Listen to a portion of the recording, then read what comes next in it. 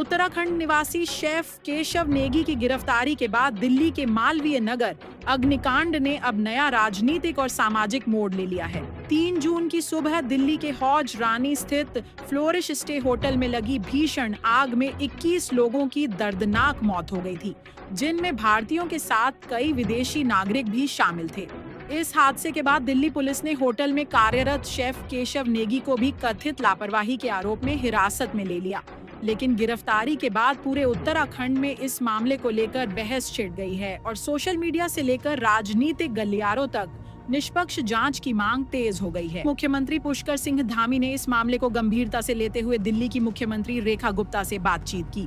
मुख्यमंत्री धामी ने कहा कि किसी भी निर्दोष व्यक्ति के साथ अन्याय नहीं होने दिया जाएगा और जांच पूरी तरह तथ्यों तथा साक्ष्यों के आधार पर होनी चाहिए। उन्होंने केशव नेगी की पुत्री कनिष्का नेगी से भी बातचीत कर हर संभव सहायता का भरोसा दिलाया और कहा कि उत्तराखंड सरकार देश भर में रह रहे प्रवासी उत्तराखंडियों के साथ मजबूती से खड़ी है।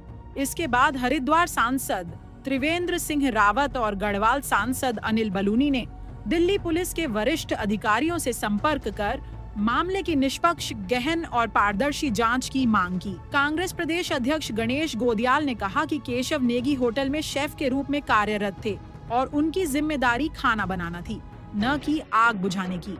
उन्होंने कहा कि आग लगने जैसी आपात स्थिति में लोग अपनी जान बचाने की कोशिश करते हैं और ऐसे में किसी कर्मचारी का वहां से भाग जाना अपने आप में अपराध नहीं माना जा सकता। गोदियाल ने सवाल उठाया कि असली जांच इस बात की होनी चाहिए कि आग लगी कैसे, सुरक्षा इंतजाम क्या थे, फायर सेफ्टी मानकों का पालन हो रहा था या नहीं और होटल प्रबंधन की क्या भूमिका रही।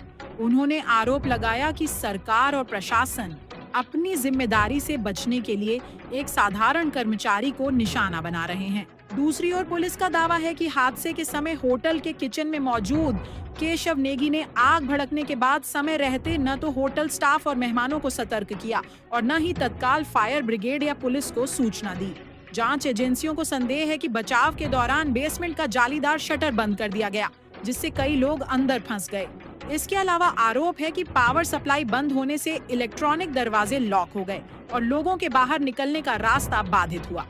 हालांकि इन सभी आरोपों की अभी जांच चल रही है और अंतिम सच जांच पूरी होने के बाद ही सामने आएगा। सोशल मीडिया पर बड़ी संख्या में लोग सवाल उठा रहे हैं कि यदि होटल में सुरक्षा मानकों की अनदेखी हुई, फायर सेफ्टी सिस्टम में कमी थी और निकासी के पर्याप्त रास्ते नहीं थे, तो केवल एक कर्मचारी की भूमिका पर ही पूरा फोकस क्यों किया जा रहा है। लोगों का कहना है कि पूरे घटनाक्रम की निष्पक्ष जांच होनी चाहिए ताकि वास्तविक जिम्मेदारों की पहचान हो सके।